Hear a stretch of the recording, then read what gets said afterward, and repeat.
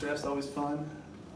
We were fortunate to add another young piece, a guy that we thought pretty highly of. I think his skill set, his pedigree, and who he is as a guy will fit in well with the locker room. So started the night with no picks, and we left with a guy that we think has a real chance to be impactful down the road. I guess just to start, why do you think he dropped so far? You know what, there was injury concerns. This could be, you heard that last year. Injury concerns. I think the draft is funny. You do the best you can to kind of plan and map out how the night's going to progress, and one pick can turn into a 10-pick free fall. So we're not concerned as to why he fell. We feel very fortunate that he fell. As the night progressed, we got pretty aggressive. He was a guy that we had circled much higher on the board. So, I'm not sure, but certainly we didn't have him where we picked him. We had him much, much higher.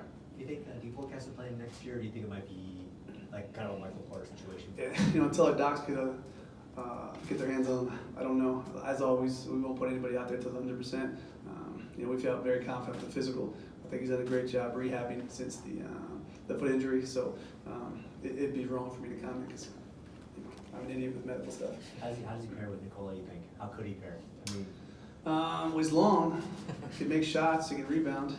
He's a very good basketball player. I think that part of his game is hard to be dismissive of. He can shoot, he can handle. He was one of the top players in his high school class. Certainly comes from great bloodlines, so he's familiar with the professional game. So I think with his length, his ability to protect the rim and stretch the floor, it's a pretty rare combination.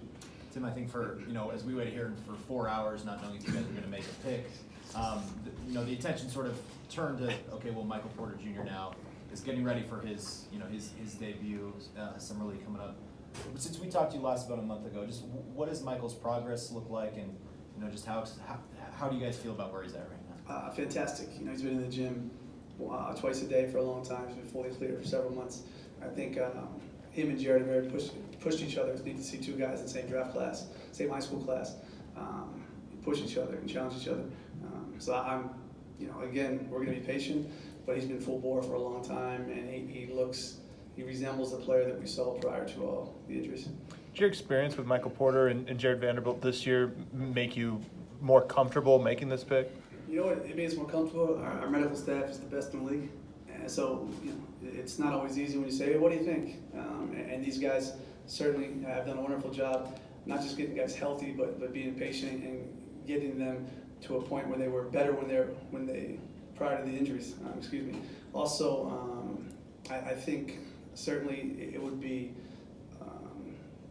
stupid not to look back and see the success we've had. I think when Jared's turned the quarter. Physically, again, the excitement we have from Michael right now, we want to temper expectations, but he looks healthier than he's been in a long, long time. I think that had an impact.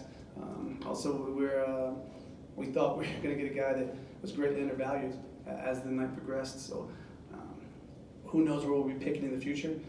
But when you get a guy with the tools like Bol Bol, it's hard not to be aggressive, and it's hard not to be excited.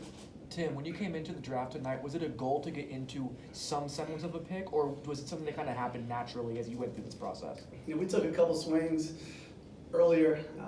What we were offering didn't get us to where we wanted to go. The price was pretty steep. And then, as you start to see names go off the board, we're kind of surprised by a couple of the directions of the picks. And then we thought we had a chance to get back in and target a guy like Bol.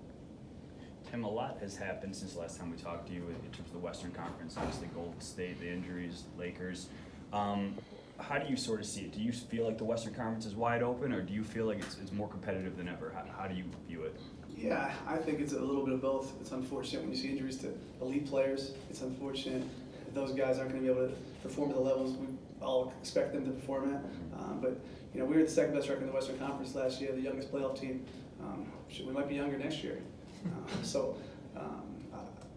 While you're always make yourself aware of what's happening around you, I think we focus on internal growth, focus on ourselves, and I love our group, I love our core, I love our coaching staff, so we're pretty excited about where we're competing against next season. You're one of the few teams that does not have a G League team.